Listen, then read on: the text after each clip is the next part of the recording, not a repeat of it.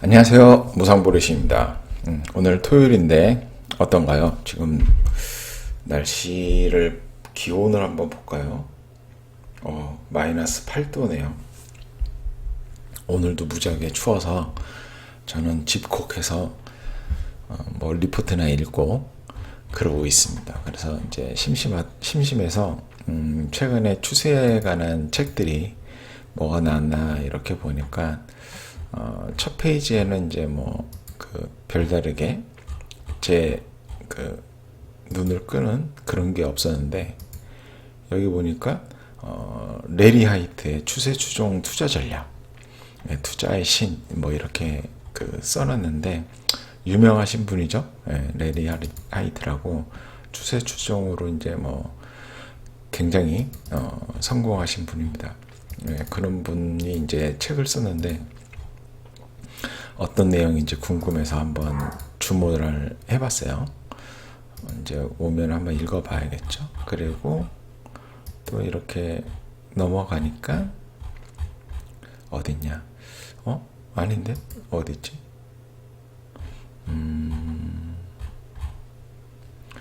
여기 있네요. 여기. 또 이렇게 스탠 와인스타인이라는 사람인데 누군지는 모릅니다. 모르는데 이게 중고차 시장에서 10배 이상 가격으로 거래됐었다. 주식 투자 100점 불패라는 계정 증보판이고 88년 출간 이후 33년간 아만존 초장기 베스트셀러. 뭐 한번 읽어보고 싶게 만들죠. 그리고 이 목차의 이러한 그 제목들을 보니까 좀 괜찮은 것 같아요. 나쁘지 않은 것 같아요. 그리고 뭐 여러 가지가 있는데 제 눈을 끈 거는 요거 있어요. 트레이더는 두 번째 돌파 직전에 산다. 이 제목에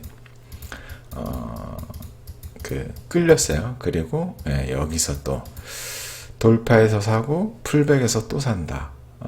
무슨 내용인지는 모르겠지만 이런 것 같아요. 이렇게 돌파를 하면 여기서 사고 이렇게 또 어느 정도 상승 추세하면 이제 그 조정이 나오잖아요. 그래서 다시 상승 추세를 보일 때 이때 산다는 것 같아요. 기분에 제 느낌상 뭐 정확한 내용은 읽어봐야 알겠지만 그래서 이제 이것도 주문해봤고 이거는 우리나라 분이에요.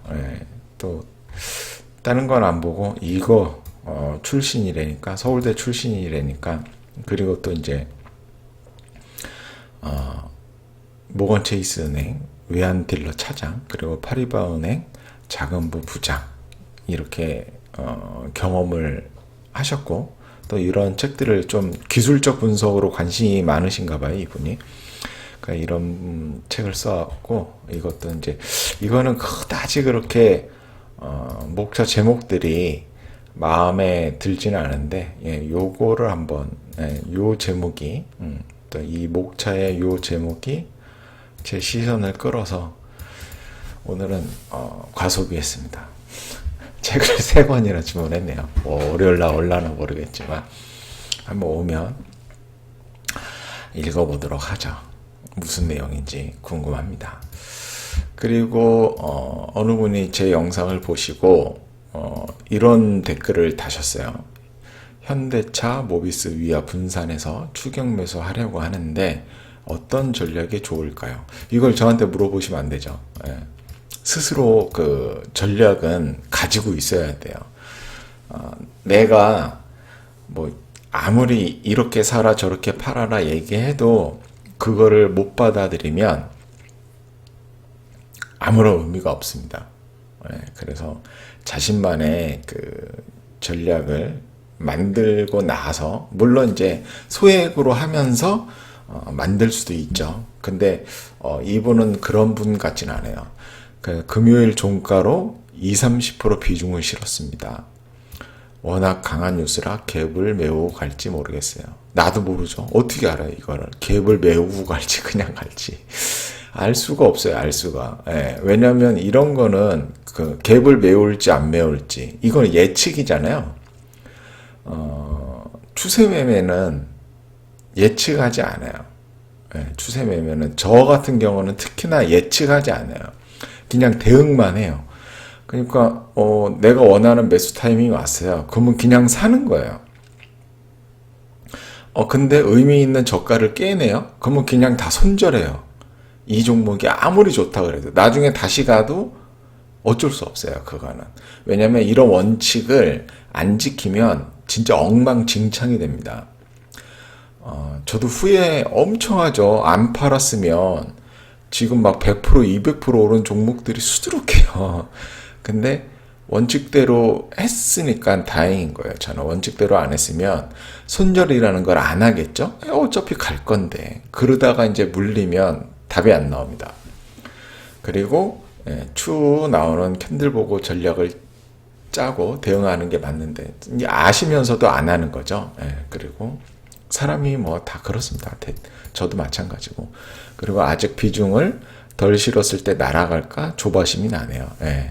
인간의 욕심은 한도 끝도 없습니다. 이거에서 벗어나지 못하면 계좌 수익률 내기 쉽지 않아요. 조바심, 욕심. 남들 막 엄청 벌었다고 지금 소문 많이 날 거잖아요. 남들 뭐 얼마 버는 게 뭐가 중요해요. 나는 내 원칙대로 계속 버냐 안 버냐 그게 중요한 거지. 그러니까 내가 어떤 투자법을 가지고 장기간에 걸쳐서 꾸준히 수익을 내느냐 못 내느냐가 중요한 거지. 다른 사람이 지금 수익을 내냐 못 내냐는 중요하지 않아요. 전혀 중요하지 않습니다. 그래서 이렇게 투자 원칙 없이 그리고 이렇게 이거는 거의 몰빵이죠. 근데 이제 이렇게 몰빵 투자를 해도 상관은 없어요. 크게 자기가 원칙대로만 한다 그러면 원칙대로만 한다 그러면 몰빵을 해도 괜찮습니다. 제가 봤을 때는. 근데 몰빵을 하면 더욱더 원칙 지키기가 쉽지가 않아요. 그러니까 만약에 그런 거죠. 이걸 리스크 차원에서 얘기해 보자면 몰빵을 하면 손절하기가 더더욱 힘들어져요. 너무 아깝기 때문에. 그렇죠? 근데 분산해서 비중을 조금 들어가면 어차피 조금밖에 안 되기 때문에 칼 손절이 또 가능해요. 그게 좀 있더라고요. 대신에 뭐 크게 수익은 못 내죠. 그래서 이 트레이딩이라든가 추세 매매 이런 거는 수익을 꾸준히 누적시켜서 나가는 거지, 뭐 한 방에 대박 터뜨리고 그런 거는 그런 걸 누리시면 안 돼요. 물론 이제 그런 방법이 있긴 하지만 그런 식으로 투자하시면 안 돼요. 그래서 잘 모르겠습니다. 저는 뭐 현대차를 주구장창 올라갈 거라고 얘기해 왔는데 뭐 실제로 올라가고 있죠. 근데 저는 10% 정도밖에 안 돼요. 그 비중이 크지 않아요. 그렇게. 그러니까는 뭐 떨어져도 그만, 올라가면 땡큐, 떨어져도 그만이에요. 그러니까는 연연해 하지 않는다는 거죠. 여기에 현대차를 보면 장대 양봉이라고 말하기는 애매하죠. 밑꼬리도 크게 달리고 윗꼬리도 크게 달렸어요. 어떤 그 심리가 엄청난 거죠. 여기에 있는 심리가 엄청난 겁니다. 갭을 이렇게 띄운 다음에 누군가 다 팔았는데 다시 다 받아주고 올렸죠. 올린 사람들이 일단 차익 실현하고 이제 꾸준히 매수세가 유입되고 다시 이제 후반으로 갈수록 이렇게 나왔습니다. 근데 이제 제가 봤을 때는 뭐 요 부분이 이제 매물대가 되는 거죠. 요 부분이 매물대가 되는 건데 뭐 그렇게 악성 매물대 같지는 않아요. 악성 매물대 같지는 않고 이제 이거죠. 요 뉴스로 오른 거예요. 요 뉴스로 오른 건데 이제 제가 간단하게 이제 코멘트를 했죠. 애플이 테슬라에 자극받아서 자동차 만드는 건가? 이제 애플 특징을 보면 죄다 설계만 하고 직접 만들지는 않죠.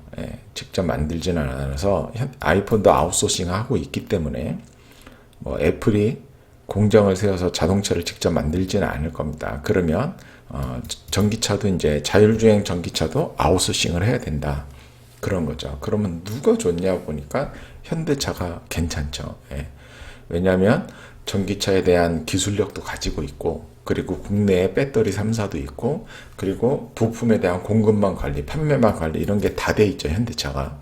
그러니까 둘이 하면은 시너지 효과가 나는 거죠. 왜냐하면 현대차 그룹에서는 어떤 그 자율주행에 대한 소프트웨어적인 부분에 있어서는 약간 그 위크니스가 있죠. 예, 약한 부분이 있습니다. 그렇죠?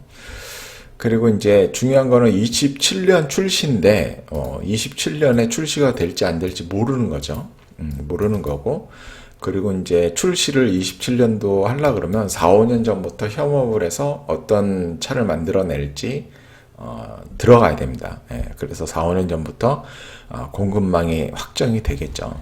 그리고 이제 실제로 하나금융투자에서 이제 그 리포트를 냈습니다. 송성재 연구원이 냈고, 거의 뭐 제 이야기하고 이제 비슷하죠. 예, 근데 저는 이런 구체적인 거를 뭐 쓸 수는 없으니까, 그런 능력은 없으니까 한번 읽어보시고, 그런 거죠. 자, 그래서 이제 문제는 이제 뭐 저는 현대차가 계속 올라갈 거라고 생각을 하고 있고, 이제 추세 매매를 기본적으로 하고 있으니까, 이제 앞으로 어떻게 될 것이냐, 이거에 대한 거는 이제 뭐 모른다는 거예요. 일단은 예, 모른다. 앞으로 어떻게 될지 나는 알 수가 없다. 예, 그런 거죠. 그래서 일단 이제 뭐 어떤 이 현대차의 정성적인 부분, 그런 부분에 있어서는 뭐 알아서 공부를 하시는 거고, 왜냐하면 똑같은 사실을 가지고도 사람마다 의견이 달라지잖아요. 예, 저 같은 경우는 현대차가 전기차나, 그러니까 기존 내연기관 차에서는 어떤 그 BMW나 뭐 벤츠 이런 기업 브랜드에 대해서 열의에 있었지만, 전기차나 수소차에서는 그렇지 않다. 예. 글로벌적으로 어느 정도 그 브랜드의 위상을 최소 동급 내지는 위쪽에다가 가져다 놓을 수 있다. 이렇게 생각을 하고 있습니다. 물론 여기에 대해서 동감하지 않을 분들도 많이 있겠죠. 그렇기 때문에 이제 정성적인 부분에 대해서는 각자 알아서 공부를 하셔야 돼요. 예, 똑같은 사실을 가지고도 다르게 판단을 내릴 수 있기 때문에, 그럼 이제 기술적 분석을 한번 해봐야 돼요. 예, 기술적 분석을 한번 해봐야 되는데, 우리가 그쵸, 기술적 분석에서 가장 중요한 게 뭐냐? 거래량입니다. 거래량. 예, 이 어마어마한 그 거래량이 터졌어요. 사상 최대 아닌가요? 현대차 사상 최대. 그쵸? 예. 현대차 거래 사상 최대입니다. 물론 이 거래량을 누가 만들었는지 모르겠습니다. 주포가 만든 건지, 뭐 개미 형님들이 들어와서 만든 건지 알 수가 없죠. 그리고 보니까 외국인들은 샀고 개인과 기관은 좀 팔았네요. 현대차 같은 경우에. 그렇기 때문에 이제 중요한 거는 어떤 그 거래량이 터졌기 때문에 이 시장에서 현대차를 바라보는 어떤 그 관심도가 집중이 됐다. 예, 그래서 단순히 현대차에만 터졌으면 조금 약한데, 어떤 뭐 기아차라든가, 그렇죠? 또 현대모비스라든가 글로비스라든가 위아, 그죠? 이것뿐만 아니라 이 관련 부품주들 또한 이렇게 엄청나게 거래량이 터졌습니다. 이렇게 전부 다. 그러면 일단 그 자동차 섹터에 대해서 시장이 엄청나게 관심이 집중됐다. 예, 이렇게 판단을 내려볼 수 있고, 단순히 이렇게 거래량이 터졌기 때문에 앞으로 얘는 추세 상승할 것이다. 이렇게 판단 내리는 것은 어렵죠. 모릅니다. 모릅니다. 알 수가 없어요. 그렇기 때문에 월요일 날 얘가 뭐 추세 상승할지 어떻게 될지 모르겠어요. 최근에 그 LG 전자를 볼까요? LG 전자. LG 전자입니다. LG 전자도 최대 거래량이 터졌어요. 근데 최대 거래량이 터지기 전날 이렇게 상한가를 만들었는데 이것도 최대 거래량이죠. 근데 얘는 다음 날은 음봉으로 조정을 했죠. 그리고 그 다음 날 다시 윗골이 달린 양봉으로 마무리하고 결국에는 최고가를 써 내려갔습니다. 그쵸? 추세 상승이 나온 거죠. 그래서 이렇게 대량 거래량이 터지고 역사상 대량 거래량이 터지고 바로 이렇게 상승하는 경우도 있어요. 그리고 여기서 조금 상승했다가 다시 조정하는 경우도 있습니다. 지금 바로 조정한 거는 제가 찾을 수가 없어요. 기억이 잘 안 나네요. 기억이 지금 DB하이텍도 그렇죠. DB하이텍도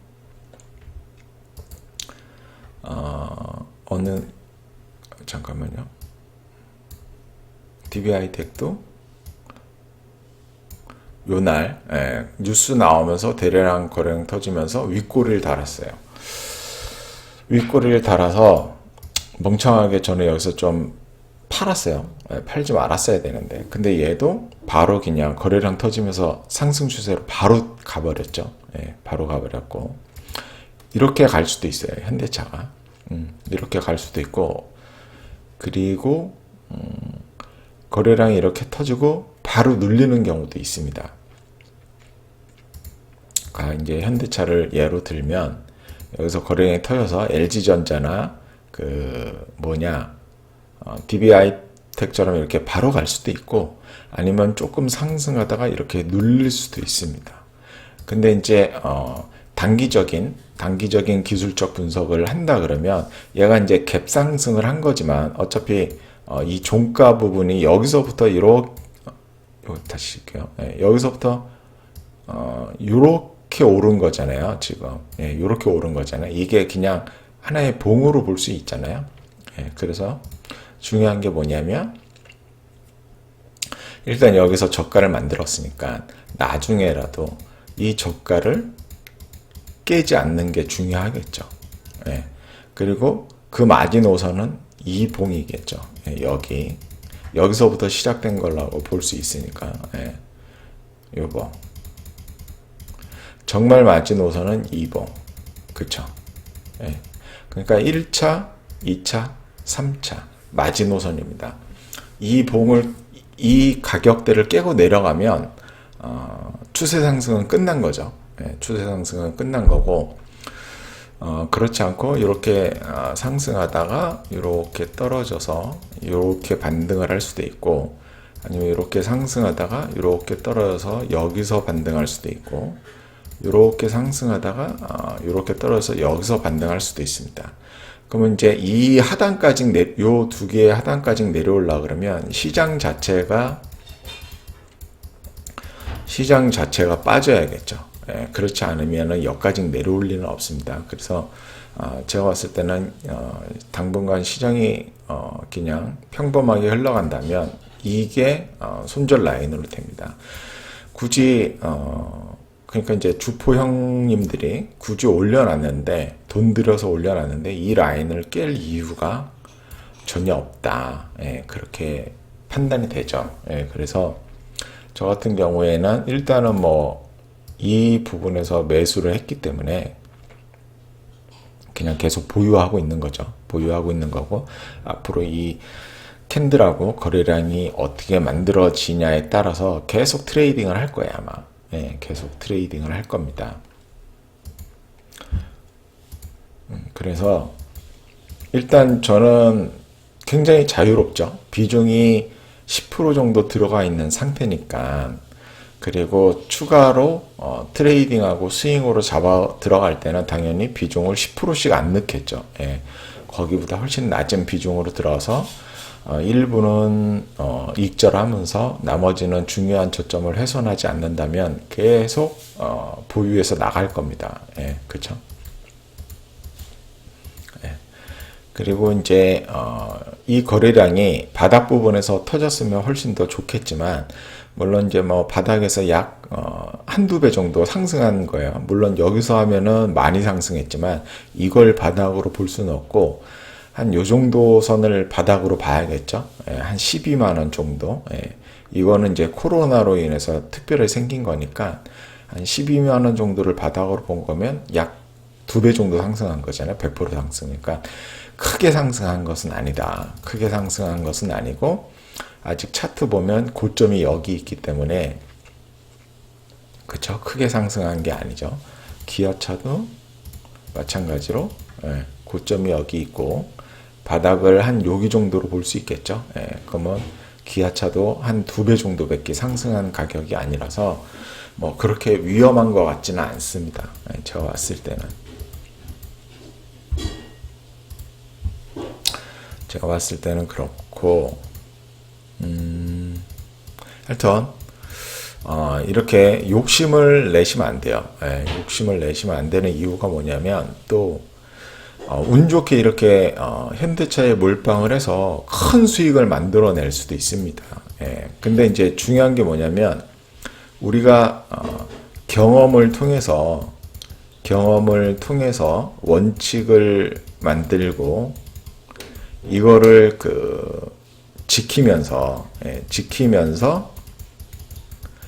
꾸준히 수익을 내가야 되거든요. 우리가 이러한 길로 가야 되거든요.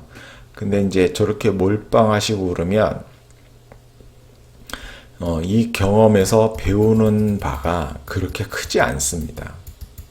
배우는 바가 그렇게 크지 않아요. 이제 자기가 똑똑하고 잘 선택했기 때문에 이런 결과를 만들어냈다고 생각을 하거든요. 대부분 사람들이. 그렇기 때문에 나중에 아주 고생하실 수가 있어요. 아주 나중에. 그리고 자기가 틀렸다는 거에 대해서 인정하지 않을 수 있습니다. 그래서 손절이 안 나가요. 손절이 안 나가서 또 몰빵을 해서 이제 어느 정도 리스크가 있으면 손절을 해줘야 되는데 손절을 하지 않아서 손실을 계속 키우죠. 그래서 벌었던 거를 다 까먹습니다. 나중에 가시면. 그래서 그런 식으로 투자를 하면 안 된다. 그런 식으로 투자를 하면 안 된다. 보시면 되고, 뭐 이거는 그쵸? DB하이텍처럼 이렇게 갈 것인지, LG전자처럼 이렇게 갈 것인지. 최근에 바로 죽은 종목이 생각이 안 나요. 제가 지금 바로 죽은 종목들이 뭐 잡주들이나 이제 그럴 수 있는데 바로 죽은 종목이 생각이 안 나서 뭐 얘기를 못 하겠네요. 바로 죽은 종목이 생각이 안 나서.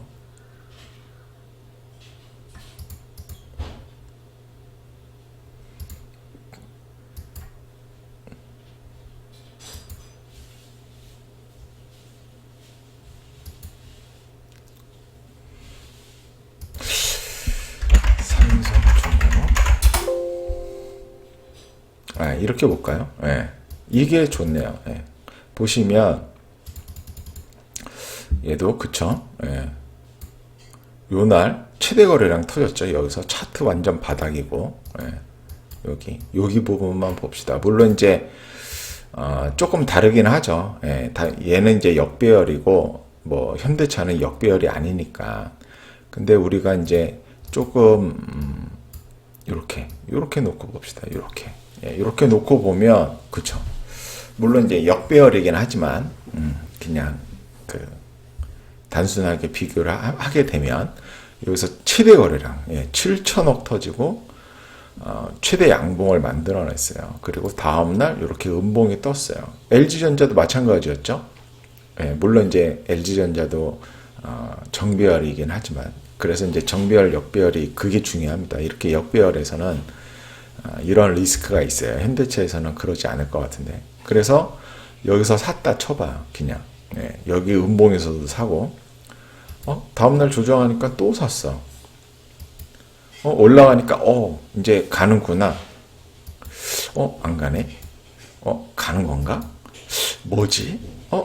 뭐지? 그래도 떨어졌지만 양봉이네.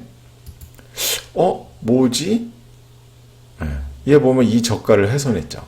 지금 이 봉의 저가를 훼손했습니다. 그러면 이 최대 거래량의 그 봉은 아주 중요하거든요. 추세 매매나 기술적 분석에 있어서.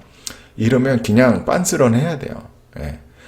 만약에 내가 이 구간에서 상승할 걸 예상하고 매수를 했다 그러면 이 봉이 나오는 순간 다 팝니다. 다 손절 나가요. 100%. 조금 아쉬움이 남으면 50% 정도는 남겨놓고요. 50% 정도는. 그래서 이제 다음날 양봉으로 세우면 그 50%는 들고 가는 거예요. 양봉으로 세워서 다행이다. 50%는 갖고 있었으니까.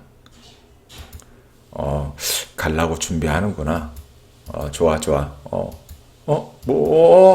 뭐지? 여기 양봉을 또 깼죠. 이 양봉을 또 깨고 여기도 이제 깰라고 하죠. 다 팔아야 돼요. 위험해. 다 깼어. 그러면 여기서는 다 손절이 나가야 돼요. 그래서 비중 투자를 하면은 이렇게 위험한 거예요. 물론 이제 이게 역배열이라서 그렇긴 하지만요. 그 다음 주가 흐름을 볼까요? 속색이죠. 물론 결국에는 다시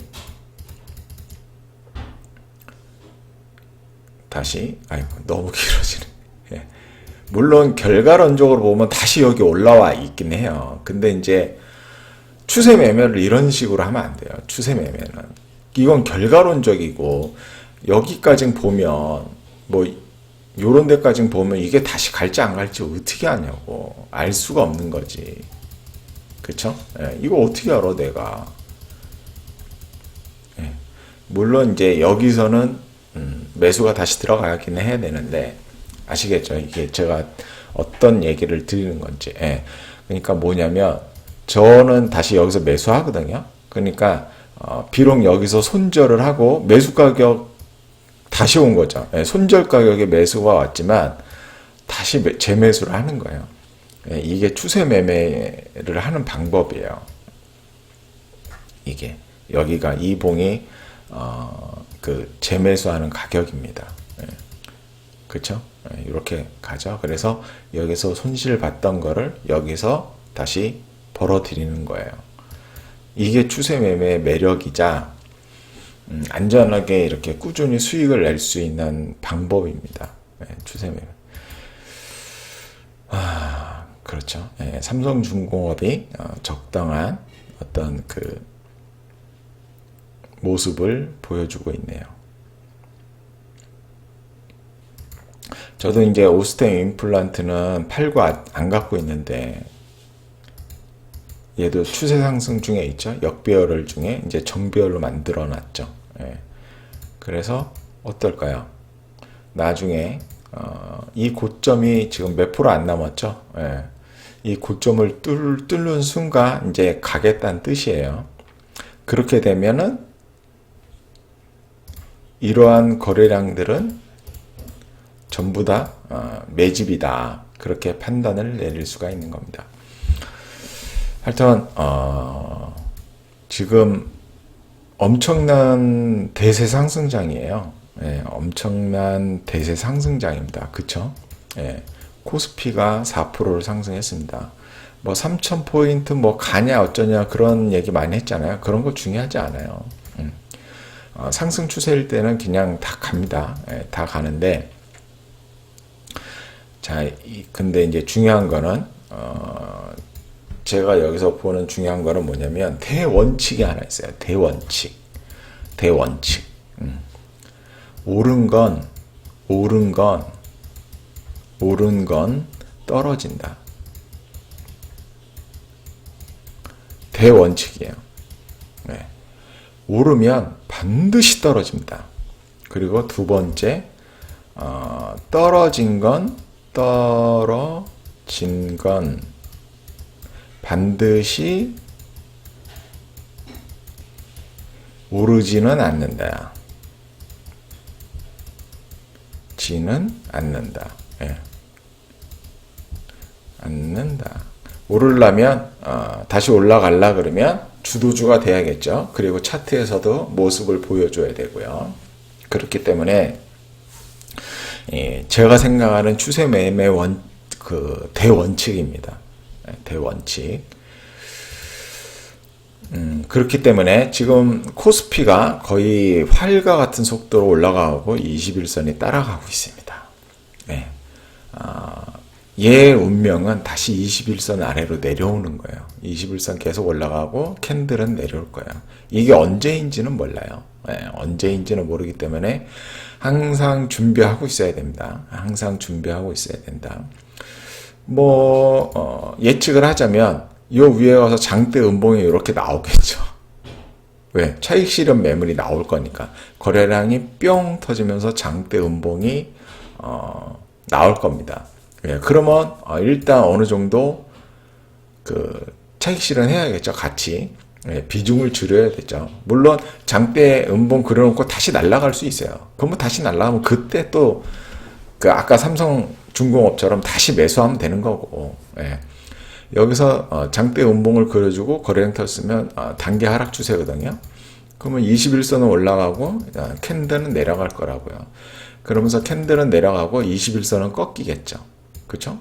캔들이 내려갔으니까. 그럼 여기서 저점을 만들어주고 다시 21선 위로 뿅 하고 올라가면 21선이 이렇게 누울 거예요. 그럼 여기서부터 이제 또 매매가 시작되는 거니까 이 원칙을 꼭 유념하시고 근데 이제 제가 좀 더 상승으로 갈 수 있다고 이제 판단하는 이유가 한 가지가 뭐냐면 원래 우리나라 시장은 외인이 가지고 노는 시장입니다. 거기서 기관이 콩고물 받아먹는 시장이고 우리 개미형들은 언제나 잃는 그러한 포지션을 갖고 있었는데 이번에 다른 게 뭐냐면 이렇게 상승하는 동안에 기관하고 외국인은 매도 우위였어요. 외국인은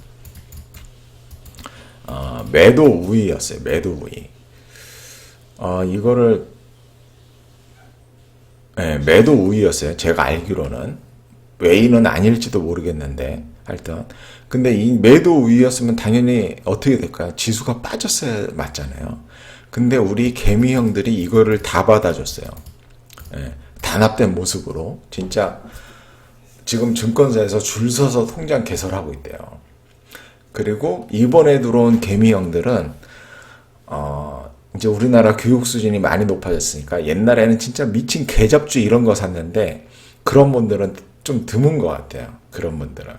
그렇지만 아직도 개잡주를 사시는 분들이 많아요. 진짜 개잡주 사지 마세요. LG전자가 상한가 가는 세상이에요, 지금. 현대차가 20% 상승하는 세상이에요. 개잡주 사지 마세요. 그래서 상대적으로 외인하고 기관들이 포지션이 없는 거죠. 예. 그래서 이쪽이 들어오면 이게 더 갈 수 있다고 상상은 하고 있어요. 그래서 이제 떨어지긴 할 거지만 당분간 좀 추세 상승을 더 하지 않을까. 왜냐하면 개미형 물량을 받아와야 되니까. 받아오려면 얘들이 사서 올려야 되잖아요. 예. 그리고 얘들은 돈이 많기 때문에 사서 올립니다. 올리면서 사요. 밑에서 찔끔찔끔 받지는 않으니까. 그래서 약간 그런 거는 조금 좋게 보고 있습니다. 그런 거에 있어서는 코스닥은 희마리가 없죠. 이게 어떻게 보면 이 코스피에는 이제 기관하고 외국인이 들어와야 되고 외국인이 어제 1조 6천억이나 샀네. 들어오고 있네요. 이거를 누적으로 볼 수 없나? 여긴가? 이 누적으로 볼 수가 있네요. 12월 1일부터 한번 볼까요? 코스피를 어떻게 했는지. 예, 아직까지는 매도 우위예요. 그쵸? 매도 우위고 금융투자는 매수 우위네. 하여튼 그러면 1월 달부터 한번 볼까요? 1월 달부터 보면은 외국인이 이제 들어오기 시작했죠. 예, 기관은 계속 팔고 있고, 그죠? 12월 다시 한번 뭐지? 어떻게 하는 거야? 잠깐만요. 종료일 기준 데이터는 1년만 가능하다.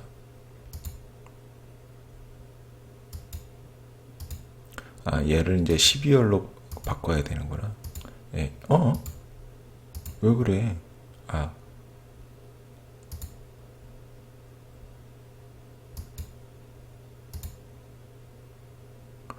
2019년이 아니라 2020년 12월 1일부터. 예. 이렇게 보면은 12월 달에 초반에는 외인이 사다가 외인 계속 팔았죠. 기간도 사다가 계속 팔고, 그쵸? 예, 이거를 보면 제 생각이 틀리지는 않을 겁니다. 예, 이게 외인과 기간이 계속 팔았다는 거는 11월부터 하면은 또 산 거야. 11월은 또 외인이 샀었군요. 11월은 또 외인이 샀었고, 일단 그렇게 보면은 요거를 누적으로 1월 9일까지 누적으로 보면 이게 뭐 잘못된 것 같은데.